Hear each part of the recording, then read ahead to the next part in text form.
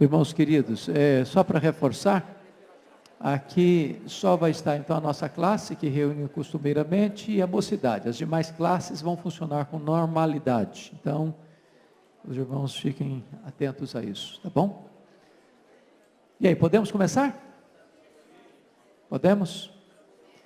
Então, abra sua Bíblia comigo em Atos dos Apóstolos, capítulo 17. Dando sequência ao nosso estudo do livro de Atos, hoje vamos examinar capítulo 17, versos 16 a 34. Na última vez que trabalhamos o texto, trabalhamos capítulo 17, de 1 a 15. Agora vamos trabalhar 17, 16 a 34. Então, eu queria que vocês acompanhassem a leitura, por favor.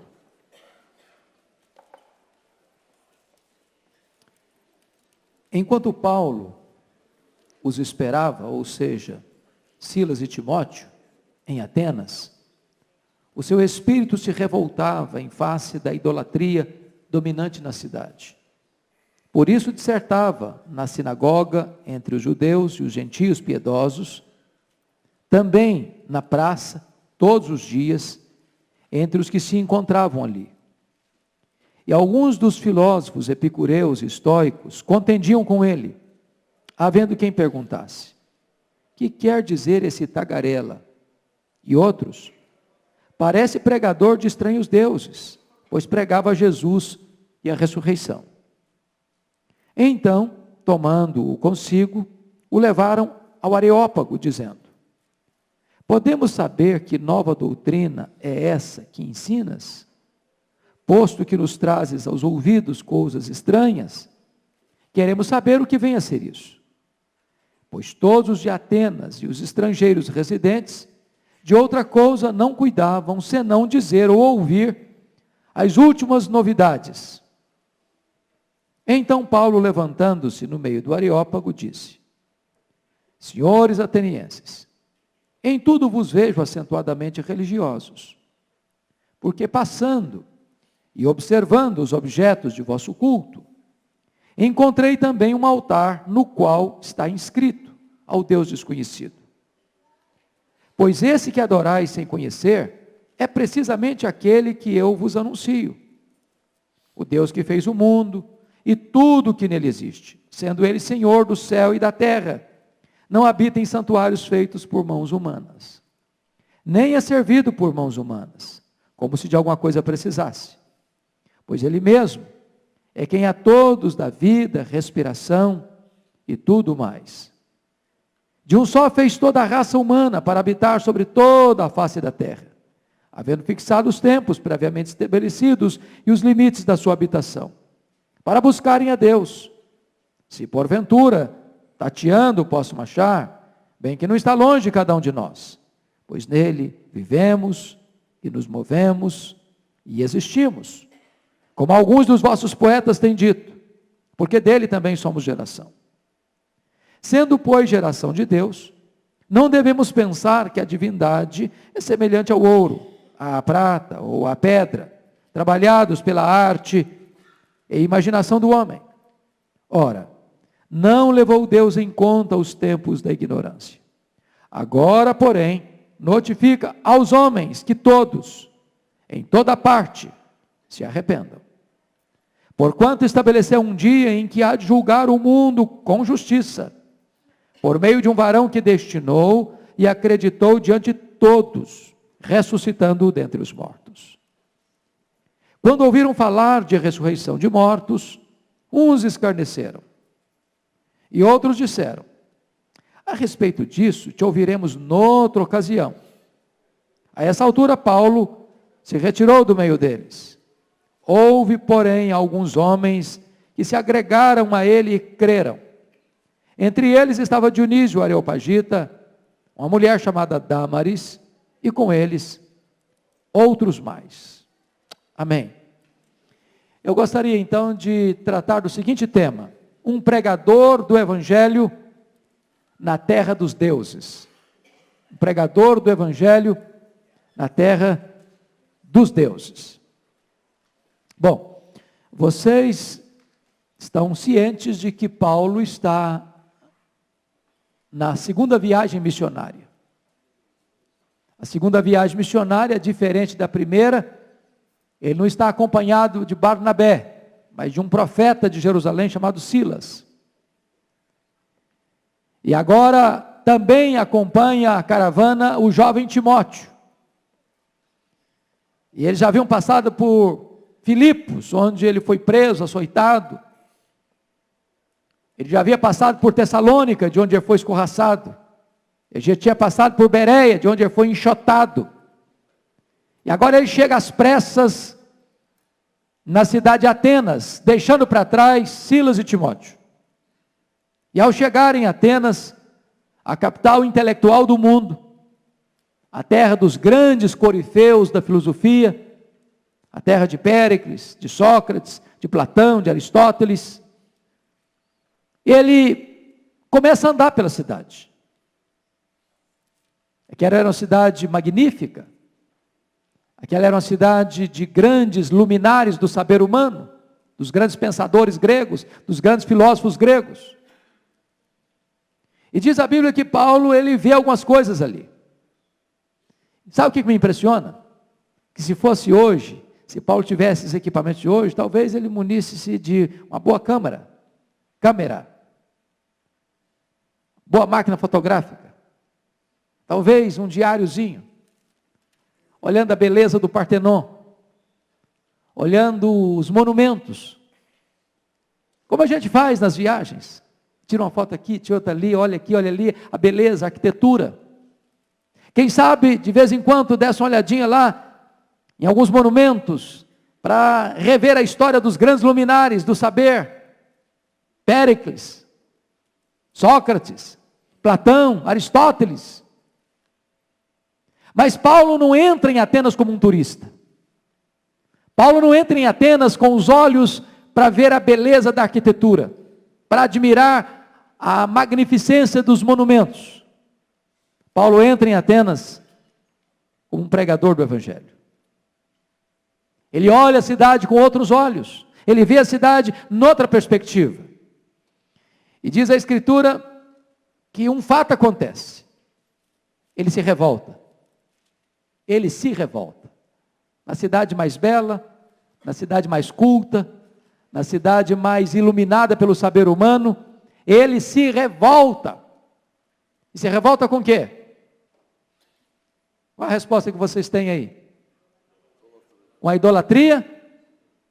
Só isso que está escrito? Dominante na cidade. O que é que significa dominante? Não prevalece. Você não vê mais nada. Só isso que tem. Agora notem comigo uma espécie de contradição, um aspecto que parece paradoxal. Na cidade mais elevada do saber humano, existem as profundezas mais escuras do obscurantismo espiritual. Vocês se lembram qual era a grande bandeira do positivismo de Augusto Comte? Qual é o maior problema da humanidade, segundo Augusto Comte?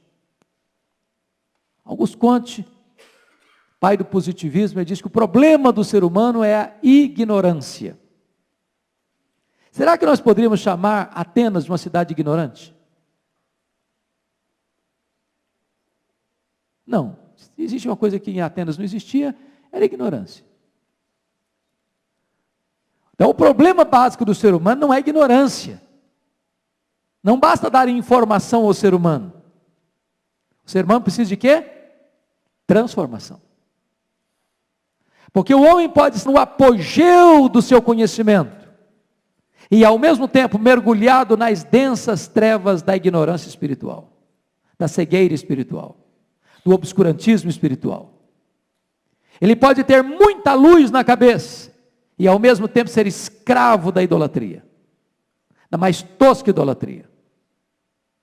Para vocês terem uma ideia, Atenas era uma cidade tão marcada pela idolatria, na linguagem do Dr. Lucas, dominante, da idolatria dominante na cidade, que Plínio chegou a dizer que naquela época tinha mais de 30.000 estátuas dedicadas aos deuses em Atenas. Suetônio disse que era mais fácil você encontrar um deus em Atenas do que um homem. Para cada pórtico, para cada monumento havia um deus.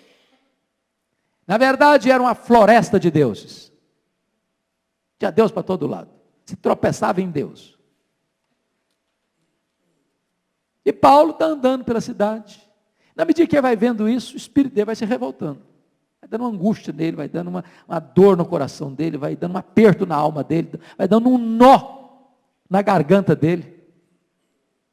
E ele começa a se revoltar com isso. É isso que ele vê.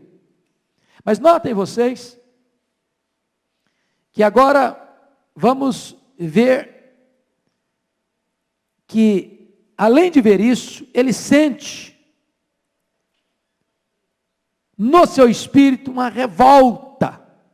E essa é a pergunta que nós deveríamos fazer hoje, para nós. Hoje, 11 de outubro de 2015. E amanhã é feriado nacional. Que feriado temos amanhã? Feriado de amanhã é um feriado religioso. Religioso. É o dia da chamada padroeira do Brasil. O que significa a palavra padroeira? Alguém lembra? O que significa a palavra padroeira? Quem pode me dizer? Hã? Eu sou meio surdinho, se vocês não falarem alto eu não entendo. Não ouvi, querida. Cuidadora? Abençoadora? Protetora. A palavra significa, padroeira significa protetora. Protetora. Amanhã você vai estar de folga, não vai trabalhar, porque amanhã você vai estar de férias, de folga, feriado, porque se lembra a protetora do Brasil. Isso revolta você ou não? Você tem um pouquinho do brio de Paulo? Ou a gente acostuma com isso? Ou a gente tira uma máquina fotográfica e vê a beleza do santuário de Aparecida do Norte, se não o maior, um dos maiores do mundo. Paulo se revoltava com isso.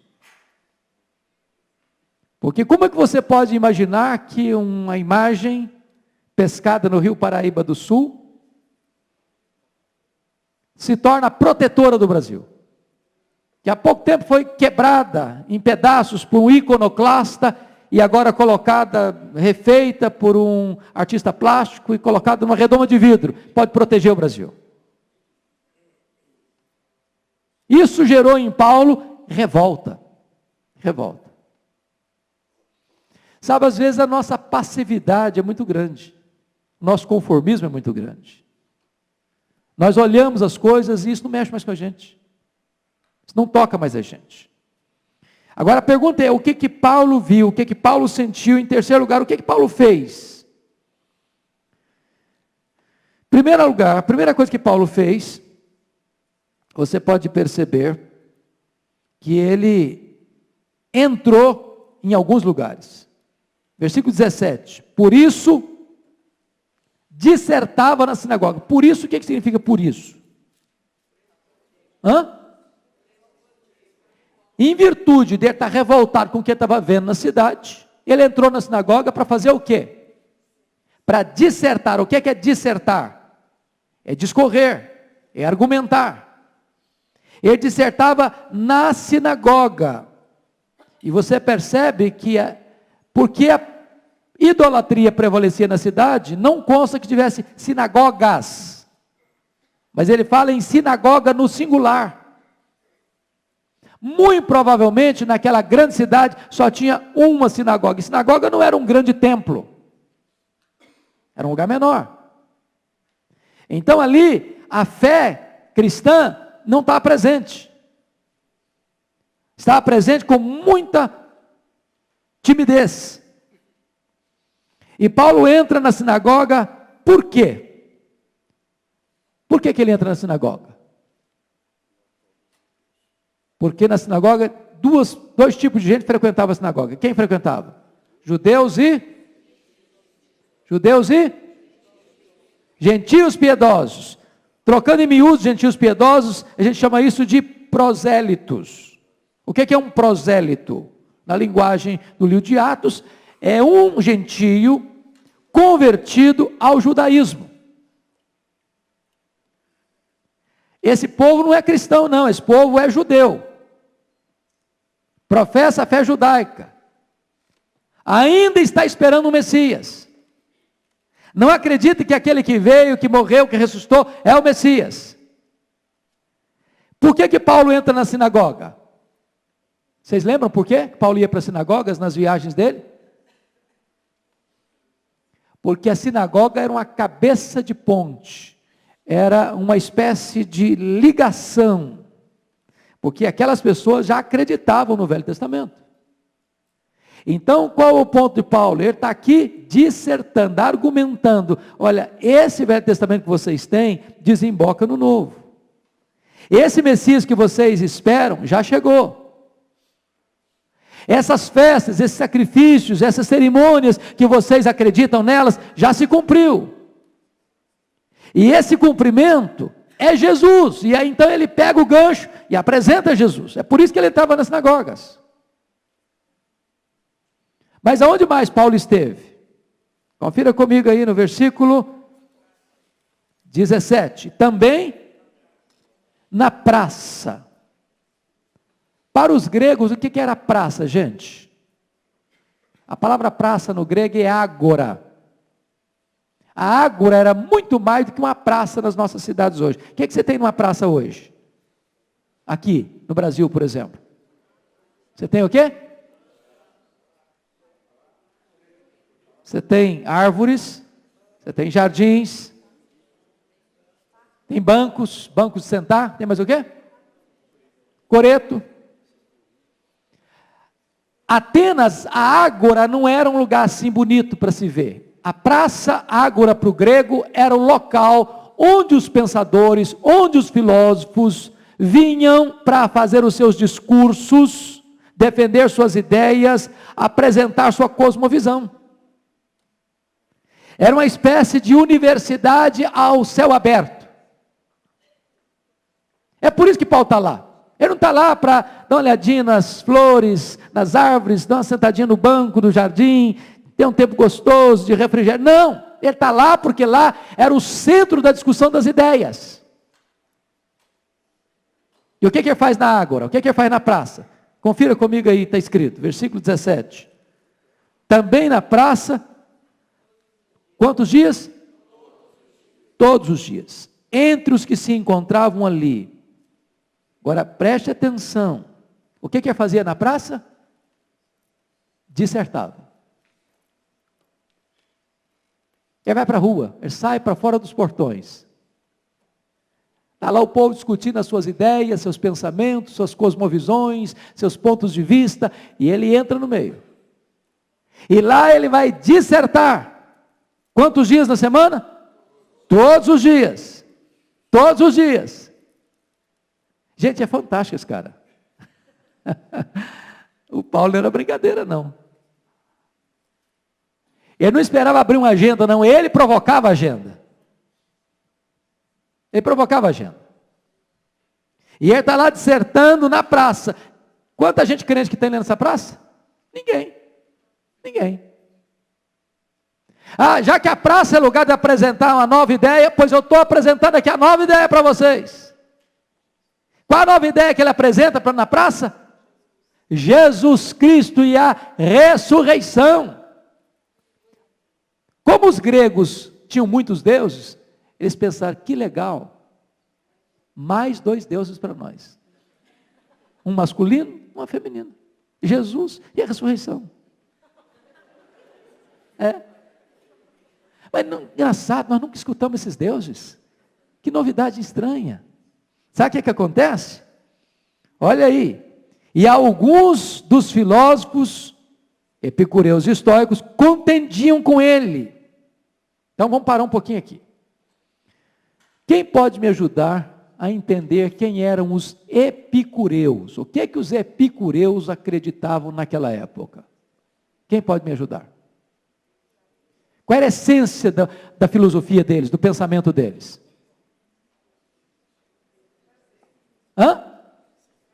Prazer. O prazer é o sentido e o propósito da vida.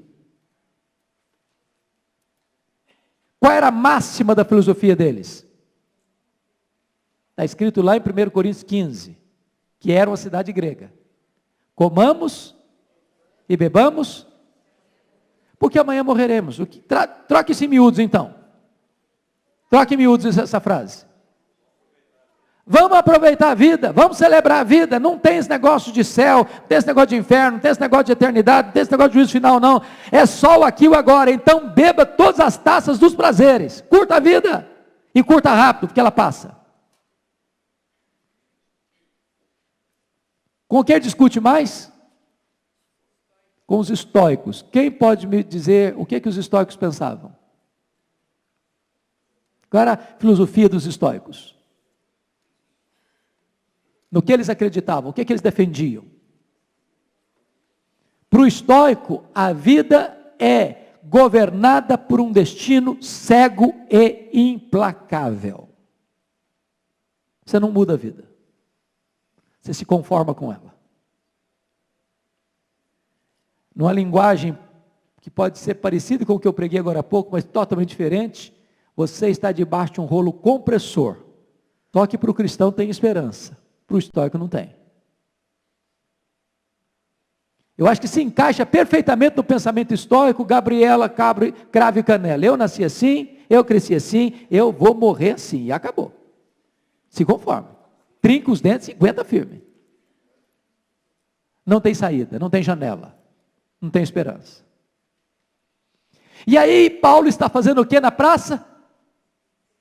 Dissertando. Sobre que assunto? Qual era a pauta de Paulo?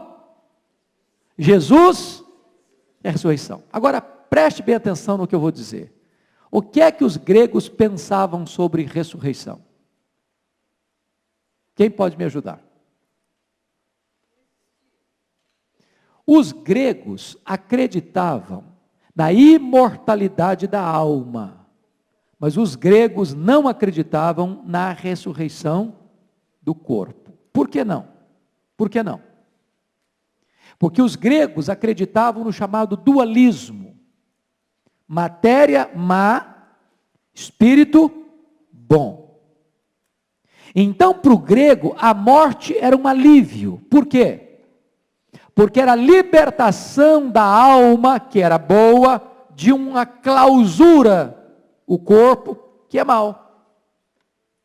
Então, para um grego, ressuscitar não é um progresso, um avanço, uma glorificação, é um retrocesso. Para um grego, uma alma que já se libertou do corpo, voltar para o corpo, é um contrassenso, um contrassenso, um contrassenso. Então, o que Paulo está dissertando? Paulo está chocando a crença deles pelas bases. Paulo está botando o machado da verdade na raiz das heresias que eles acreditavam. Qual o resultado? Olha como é que eles pensaram. O que eles pensaram dele? Havendo quem perguntasse, o que quer dizer esse tagarela? Quem pode me dar uma definição aqui do que significa tagarela, nesse contexto aqui?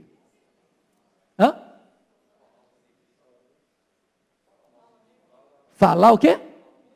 Algo indevido? É isso? Quem opina diferente? Falar o quê? Fala muito, é isso? Falar o quê? Falar uma verdade inconveniente? O termo grego para isso aqui traz a seguinte ideia: tico-tico no fubá.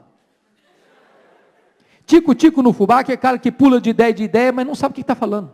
Está falando bobagem. Está jogando conversa ao ar. Está falando a esmo. O que está falando não tem fundamento. Ele não tem uma doutrina dele mesmo, ele está jogando para fora coisas que ele estudou por aí, que ele leu por aí, que ele se informou por aí, mas aquilo não tem nada, não tem nenhuma conexão com a verdade, com a realidade dos fatos. É isso que significa tagarela aqui. Mas, notem comigo, o que quer dizer esse tagarela? E eles explicam. Parece o quê? Pregador de estranhos deuses. Gente, mas tinha mais de 30 mil estátuas dedicadas aos deuses lá. E eles não tinham escutado desses dois deuses na cabeça deles. Que coisa engraçada. No nosso panteão de deuses, nós nunca tínhamos escutado falar nesse negócio de Jesus, da ressurreição. Que deuses estranhos são esses? Então, versículo 19, tomando-o consigo, levaram ao Areópago. O que significa Areópago, gente? Era uma região, uma pedra, uma alta, uma pedra, tinha um monumento lá, engraçado. Até hoje você vai a Atenas, você vê as ruínas do Partenon, você olhava para ele. Areópago era uma espécie de tribunal, onde as grandes questões públicas eram resolvidas. Na praça se discutia, no Areópago se decidia. Na praça se conversava, dissertava, no Areópago se julgava. Então, quando os pensadores, os filósofos, epicureus e estoicos viram Paulo dissertando sobre Jesus e a ressurreição, parecia Deus estranho, o cara parece um tagarelo. Vem cá, meu camarada, você vai ter que nos explicar esse negócio direito aqui. Vão lá para o tribunal. Lá você vai ter que se explicar. Está chamando o cara na chincha. Essa palavra vocês entendem? Chincha? Chama o cara na chincha? Você se explica melhor. Aí Paulo vai para o Areópago. E eu gosto, porque esse discurso de Paulo, irmãos, quem estuda retórica, quem estuda oratória, deveria ler esse sermão. Isso aqui é uma peça de oratória magnífica, magnífica. E aí, olha o que eles querem saber dele. Posto que nos traz, aí chegou no Areópago, então levando consigo, levar ao Areópago, dizendo, poderemos saber que nova doutrina é essa que ensinas? Então chama o assunto de Paulo. Qual era o assunto de Paulo?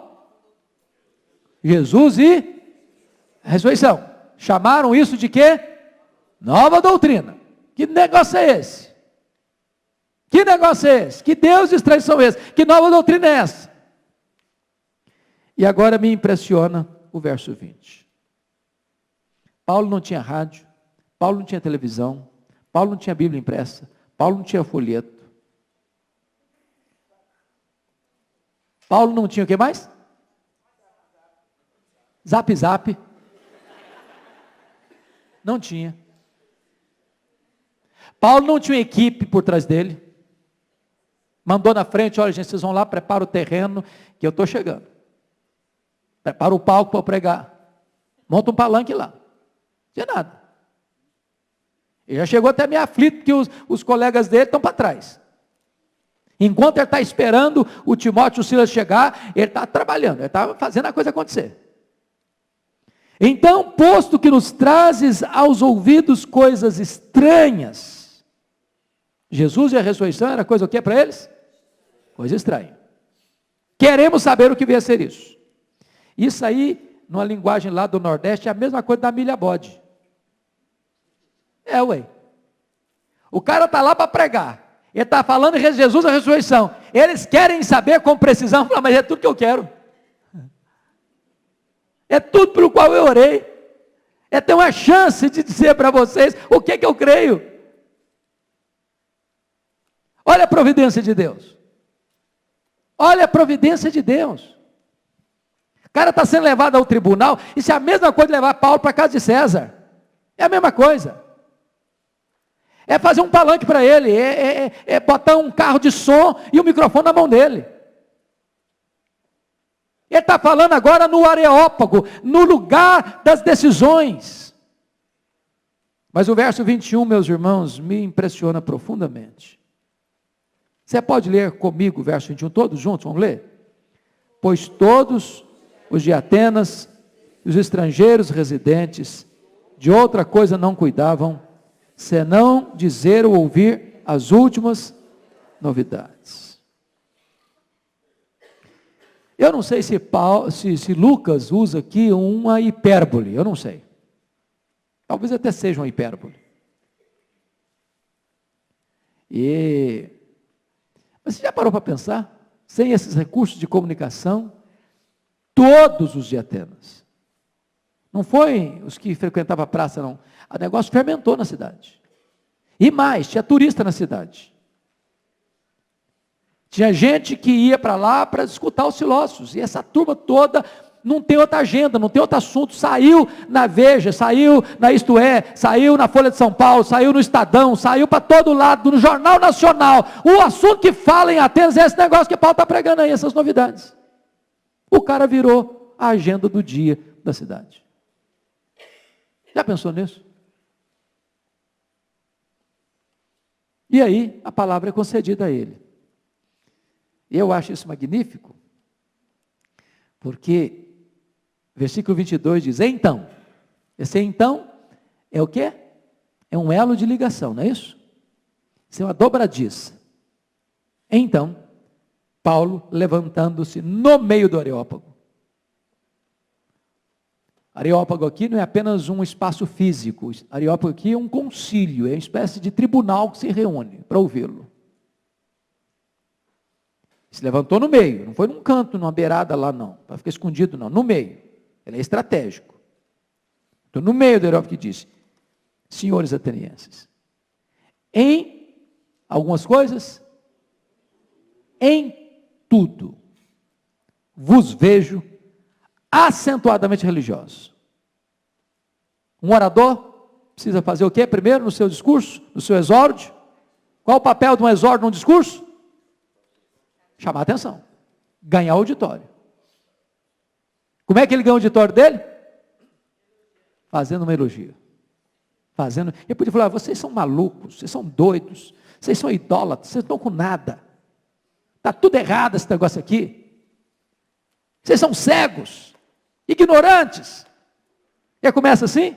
Se ele começasse assim, o que aconteceria com ele? Perderia o seu auditório.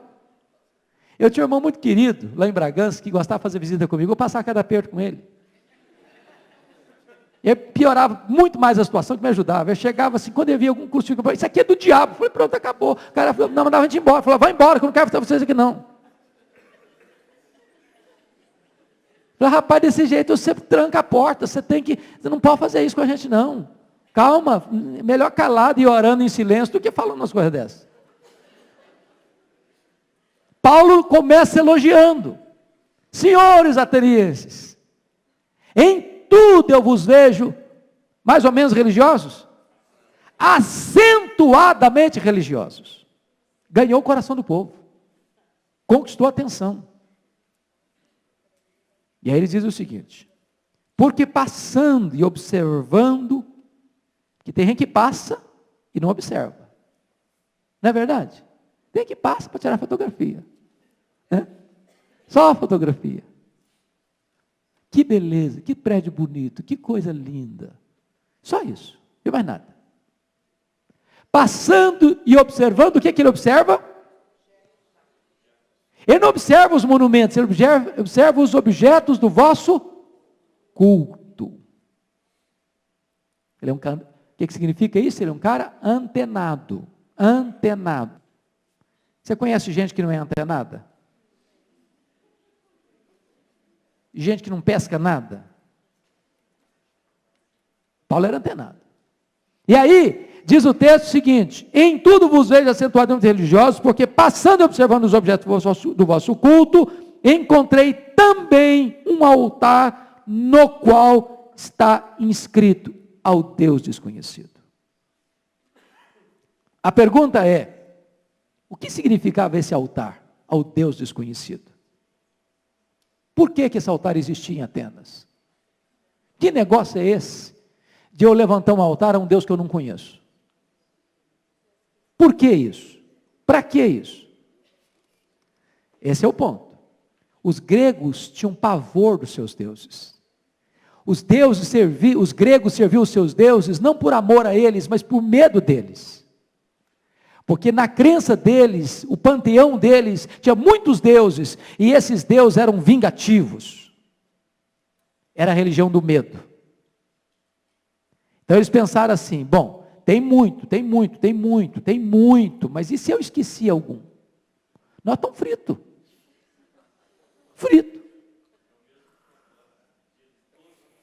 Todos os santos, é o dia 1º de novembro. Todos os santos. Mas e se a gente esquecer um? Nós estamos roubados. Então vamos fazer um negócio? Vamos nos precaver, vamos nos prevenir, vamos agir profilaticamente, preventivamente. Vamos aqui levantar um altar ao Deus desconhecido. Porque se porventura algum ficou esquecido, ao olhar para esse altar, não joga sobre nós a ira deles. A gente está protegido. Essa era a intenção. Agora, olha o que é um homem antenado. Um homem orientado pelo Espírito de Deus. Ele está passando e fazendo o quê? Observando. Se ele não fosse um homem atento, ele passaria. Não tem nada a ver isso aqui não. Coitado, eles são tão doidos que eles botam até um altar que eles não conhecem aqui. Paulo viu e observou, disse, está aqui o meu gancho. Está aqui a minha deixa. Está aqui o ponto de ligação do meu sermão. Olha o que ele faz. Por favor, versículo 23, vamos ler juntos? Porque, passando e observando os objetos de vosso culto, encontrei também um altar, no qual está escrito, ao Deus desconhecido. Pois esse que adorais sem conhecer, é precisamente aquele que eu vos anuncio. O que eles faziam? O que eles faziam a esse Deus desconhecido? Eles faziam o quê? Adoravam. Então preste bem atenção, gente. Há muitas pessoas mais fervorosas com seus falsos deuses do que nós com o Deus verdadeiro.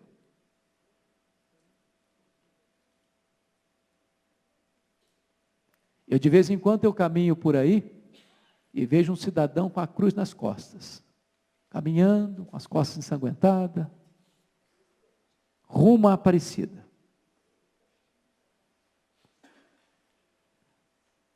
De vez em quando eu vejo por aí, camarada fazendo uma viagem a cavalo, uma semana, para ir numa romaria. Hoje, é hoje mesmo, né? Lá no Pará, em Belém, são esperados 2 milhões de pessoas. 2 milhões. Círio de Nazaré. E aí, a gente mora aqui, tem carro, se chove, fica com medo da chuva. Se está quente mais, fica com medo do calor. O cara anda de pau de arara, anda a pé, anda de barco rio abaixo ou rio acima. O cara se sacrifica. E você tem o Deus verdadeiro, qualquer dor de barriga é motivo para não vir na igreja. Qualquer coisinha. Vocês percebem que às vezes as pessoas são mais zelosas na idolatria do que nós somos zelosos com a verdade? Por isso que Paulo diz, vos vejo acentuadamente religiosos. E às vezes nós somos o quê? Meia boca espirituais. Meia boca. Bom, muito bem. Agora, a partir daqui nós vamos ver o que Paulo pregou. E Paulo vai falar sobre 4 verdades nesse texto. A primeira coisa que Paulo vai destacar, o Deus que eles não conheciam, é a grandeza desse Deus. Quão grande é esse Deus que eles não conheciam. Confira comigo o versículo 24. Pode ler comigo a parte A do versículo 24? O Deus que fez o mundo e tudo que nele existe. Eu acho isso maravilhoso, porque na capital intelectual do mundo, Paulo não tem nenhum drama de consciência de dizer o seguinte, que esse mundo foi criado. O mundo foi criado. Esse mundo não brotou espontaneamente. Esse mundo não brotou de uma explosão cósmica. Esse mundo não surgiu de uma evolução de milhões e milhões de anos. Esse mundo foi criado. Criado. Deus é o Criador. Primeira coisa que Paulo traz à mente dos gregos é o seguinte: olha, esse Deus que vocês não conhecem, que eu vou anunciar para vocês, não é um Deus pequeno, não é um Deus miúdo, não é um Deus que você domestica. Agora, semana passada eu estava ouvindo um pregador que mora na cidade, lá no Cabo, e ele disse que um dia um amigo dele que estava bebendo, estava tomando as suas pingas lá, e era um camarada muito enjoado, e foi confrontar a fé dele. Era um pastor, diz: meu Deus, eu ando com meu Deus, todo dia. Aí tirou uma imagenzinha assim: eu carrego meu Deus no bolso, todo dia. E o seu Deus? Querem provocar o pastor. Aí o pastor disse: rapaz, se você acha que você anda com seu Deus tão de pertinho, carregando seu avô no bolso, esse Deus é muito fraco para mim. Muito fraco, porque eu sou muito fraco, sabe? Eu sou fraquinho demais. Sou muito vulnerável, eu sou pó. Minha tendência é para o erro. Se o meu Deus, eu precisasse carregar o meu Deus no bolso, eu estava frito, e o meu Deus mais frito ainda, porque eu ia cair com ele. Ia machucar meu Deus, porque ele no meu bolso vai ser muito complicado. Eu preciso de um Deus que me carrega no bolso, que me carrega nos braços, que me carrega no colo. Então eu não posso carregar o meu Deus, porque eu sou muito fraco, cara. Eu preciso de um Deus que me carregue. Notem isso, Paulo está abrindo os olhos dos intelectuais de Atenas, dizendo o seguinte: olha, esse Deus que vocês não conhecem, ele criou o mundo, o universo. E hoje você e eu temos noção de quão grande é esse universo. Lá eles não tinham. Hoje você e eu temos a consciência que esse universo tem em torno de 93 bilhões de anos-luz de diâmetro. Se você conseguisse voar a velocidade da luz, 300 mil quilômetros por segundo, você demoraria mais de 93 bilhões de anos nessa velocidade para ir de uma extremidade da outra do universo. Deus criou tudo isso. Segunda coisa que os atenienses não sabiam é acerca da bondade de Deus.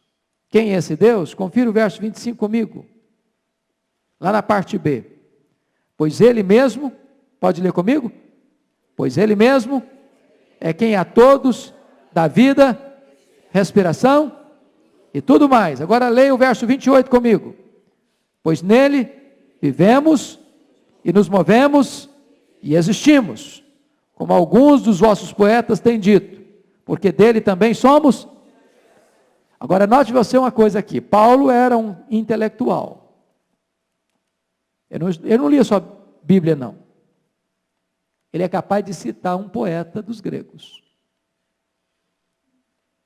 Crente não é um ser bitolado, tapado, com viseira. Não há nenhum pecado em você estudar filosofia, desde que você filtre o que você estuda pelo filtro da verdade de Deus, da palavra de Deus. Tem hora que quando você cita um filósofo, para o cara que dá valor a isso, esse cara não é burro não, esse cara sabe o que está falando. Isso abre porta para o Evangelho. Isso não é o Evangelho, isso abre porta para o Evangelho. E o que é que ele vai dizer? Que esse Deus que criou é o Deus da providência.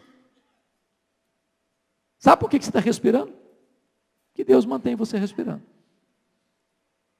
Na hora que Deus cortar a respiração, você vira pó. Na minha vida toda, de ministério, de pastorado, eu vi só 2 ovelhas morrerem. Aliás, um pastor, que não era minha ovelha, mas muito amigo, o reverendo Wilson de Souza Lopes. Eu estava no CTI na hora que ele partiu. E uma irmã muito querida em Vitória, dona Ciprieta. E a sensação foi exatamente isso. É um vento que sai. Acabou. É um sopro que vai embora. Sopro, pequeno, tênue. Acabou. O sopro foi embora, virou pó. Virou pó. Fomos feitos do pó, somos pó e voltaremos ao pó. O que é que levanta o pó? O vento. Soprou Deus nas narinas do homem, ele se tornou alma vivente. Quando o vento cessa, o pó cai na rua, no hospital, em casa. Quem dá esse vento? Quem dá esse sopro da vida? Quem dá o fôlego da vida? Deus. Quando ele corta o fôlego, acabou. É desse jeito. Tão simples assim. Tão complexo assim. É Deus quem dá a vida, a respiração e tudo mais. Nele nos movemos, nele existimos. E acabou. E aí, meu filho, não adianta se você tem dinheiro, se você tem cultura, se você tem ouro, se você tem prata, se você tem influência, se você é doutor, se você é rico, se você é o maior empresário do mundo. A hora que Deus corta o oxigênio, sabe o que acontece? Você vira pó. Acabou. Em outras palavras, nós somos 100% o quê? Dependentes de Deus. Terceira coisa que Paulo pregou lá, o governo de Deus. Olha o versículo 24 comigo. O Deus que fez o mundo e tudo o que nele existe, sendo o quê? Ele Senhor, de onde? Do céu e da terra. O que significa Senhor aqui? Dono, governante, soberano, absoluto. Absoluto. Deus não apenas criou, Deus não apenas sustenta, Deus governa. Governa onde? Céu, a terra, porque Paulo não foi exaustivo, que se ele esticasse mais um pouquinho, até no inferno ele governa. Até no inferno ele governa. Quem tem as chaves da morte do inferno é Jesus, não é o diabo. Quarta verdade que Paulo pregou lá em Atenas, a graça de Deus. Qual era a pauta do assunto de Paulo na sinagoga e na praça? Jesus e a ressurreição. Esse Deus que se encarnou, diz o verso 30 agora, que ele faz o quê? Ele exige arrependimento. Aliás, só mais uma deixa, Paulo faz questão agora de linkar uma coisa importante. Esse Deus não habita em santuários feitos por mãos humanas, nem pode ser configurado naquilo que o homem faz, seja prata, seja ouro, seja pedra. Em outras palavras, Deus não pode ser esculpido numa imagem. Não pode. Porque Deus é o quê? Espírito. E importa que os seus adoradores o adorem em espírito e em verdade. Mas esse Deus agora vai exigir arrependimento. De quantas pessoas? Ô filho, muito obrigado. Muito obrigado. Olha o verso 30 comigo. Quantas pessoas precisam se arrepender? Todos. Não levou Deus em conta os tempos da ignorância, agora, porém, notifica aos homens que todos, em quantos lugares? Em toda parte, façam o quê? Se arrependam. Agora, notem uma coisa interessante. Ô, gente, Paulo aqui foi, diríamos nós hoje, petulante. Ele chama a fina flor do conhecimento grego de tempos de ignorância. Se ele tivesse dito isso no começo do sermão, do discurso dele, sabe o que faria? Perderia o auditório. Olha a sabedoria. Isso é peça de oratória, gente. Você já foi num tribunal? Eu gosto de ir num tribunal e assistir um bom orador. Todo orador começa assim, ele não começa derrubando o cara, não. Ele começa dando uma levantada no cidadão. Depois ele tira o tapete do cara. Entendeu? Mas no começo ele elogia, ele exalta. Põe cai para cima. Mas agora ele vai dizer o seguinte, olha, esse conhecimento todo que vocês têm, essa filosofia toda que vocês têm, essa aura de conhecimento que vocês têm, isso não passa de tempos de ignorância. Agora, Deus é tão gracioso, que Deus está convocando vocês ao arrependimento. O que significa arrependimento, gente? O que é arrependimento?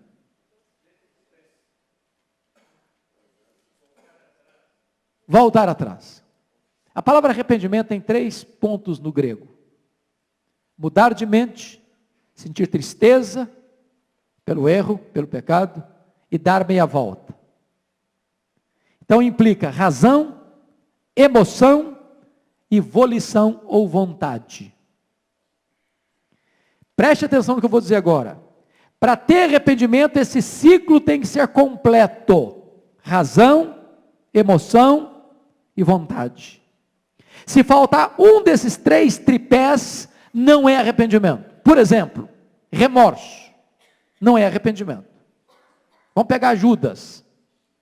Judas estava consciente do erro dele? Estava. Pequei, traindo o sangue inocente. Judas sentiu tristeza pelo erro dele? Sentiu. Ele devolveu o dinheiro. Mas faltou um elemento para completar arrependimento. Qual foi? A volição. Ele voltar e apresentar-se a Jesus: Senhor, eu errei. O Senhor me perdoe? Então isso é remorso. O remorso produz o quê? Morte. Pedro fez diferente. Pedro reconheceu o erro dele? Reconheceu. Pedro sentiu tristeza? Sentiu, chorou amargamente. Pedro voltou para Jesus? Sim. Foi perdoado, foi restaurado, foi devolvido ao ministério. Agora note o verso 31. Por que todos, em toda parte, devem se arrepender? Porque Deus já estabeleceu o dia do juízo, Deus já escalou o juiz, e Deus já disse que todos nós vamos ter que comparecer perante esse juiz. Vai ter um juízo final. Ninguém vai escapar. Todos vão ter que comparecer. Pequenos, grandes, ricos, pobres, doutores, analfabetos, religiosos e não religiosos. Não tem jeito. Vão ter que comparecer lá. Vamos ler o 31 juntos? Porquanto estabeleceu um dia que há de julgar o mundo com justiça. Então, vamos parar um pouquinho aqui. Estabeleceu o quê? Um dia. Que dia vai ser esse? O dia do juízo. Que vai ser o dia da segunda vida de Cristo. De que maneira Deus vai julgar? Vai julgar quem? O mundo. O que é o mundo aqui? Todas as pessoas. Qual o critério do julgamento? Com justiça. Por meio de quem vai julgar? De um varão. Que varão é esse? É o varão destinado, que foi acreditado diante de todos. Por que critério?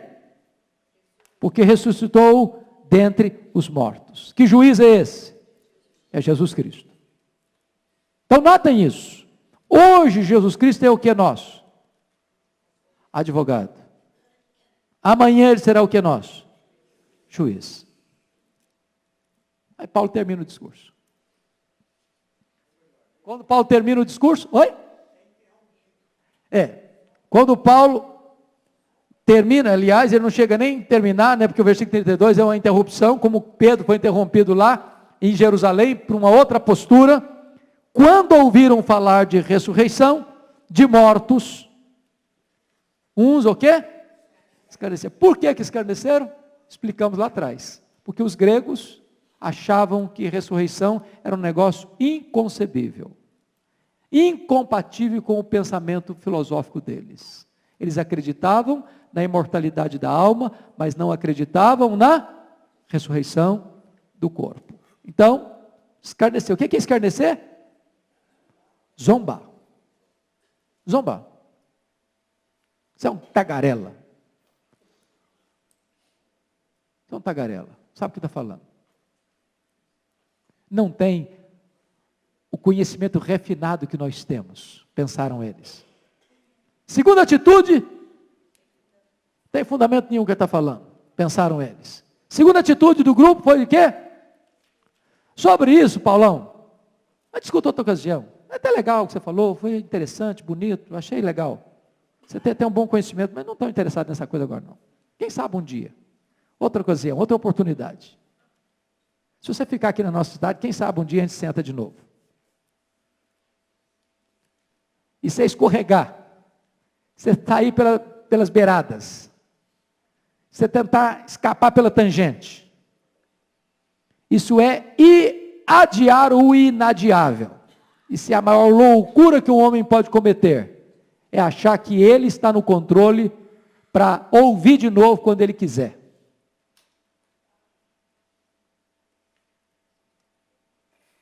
Mas, graças a Deus, o verso 34 diz que Paulo está saindo do lugar,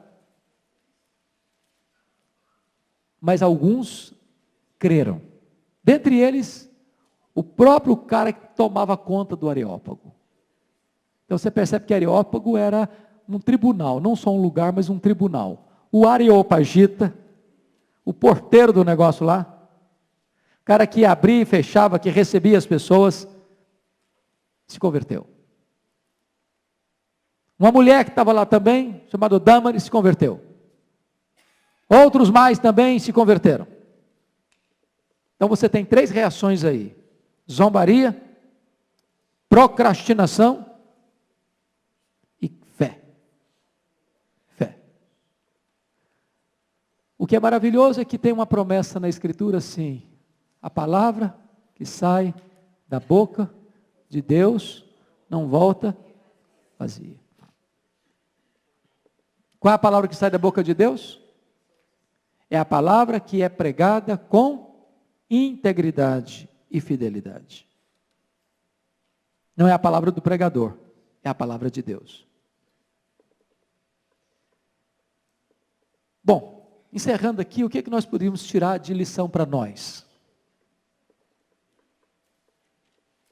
Quem pode me levantar a mão e falar: olha, eu acho que nós devíamos aprender isso aqui com esse texto. A lição que eu aprendi foi essa. Eu acho que é isso aqui que vai ficar. Quem pode me ajudar aí? Pois não, irmão? O Evangelho é maior do que qualquer filosofia.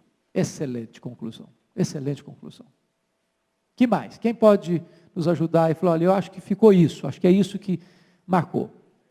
Pois não, filha? Devemos estar atentos às oportunidades. Excelente conclusão. Não sentir constrangimento de ir às praças, de sair para fora dos portões. 4, devemos ter mais ousadia para pregar o Evangelho. Oi? Nos ensina aqui a sermos missionários. Que mais? Que mais?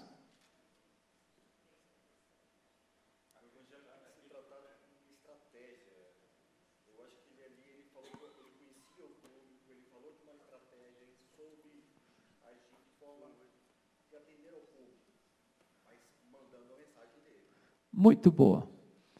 Paulo prega a verdade, mas Paulo tem sensibilidade para escolher os melhores métodos para fazer a abordagem certa, na hora certa, no lugar certo, sem perder seu auditório. Boa, excelente ideia. Pois não? Sabe a hora de entrar e sabe a hora de sair. Se retirou. Perfeitamente, excelente ideia também. Excelente ideia também. Você tem que saber a hora de entrar e saber a hora certa de sair. Não é por força, não é por violência, pelo Espírito de Deus. Boa conclusão. O Evangelho não está dissociado de cultura. Excelente conclusão. Excelente conclusão. A cultura não é o Evangelho, mas a cultura é uma ferramenta para nos ajudar a comunicar o Evangelho. Excelente conclusão. Gente, dá vontade até de escrever isso para eu dar um livro, viu? Porque vocês estão dando tanta ideia bonita aqui. Ainda bem que está gravado, depois vocês me ajudam, que eu acho as ideias de vocês brilhantes aí. Mais alguma conclusão? Pois não, querido? Ter a capacidade de se indignar diante do erro. Brasília está precisando disso, vocês não acham não? Ou vocês já estão indignados demais, não cabe mais? Eu acho que é isso, né? Ok, gente, vamos ficar por aqui então, vamos ficar em pé.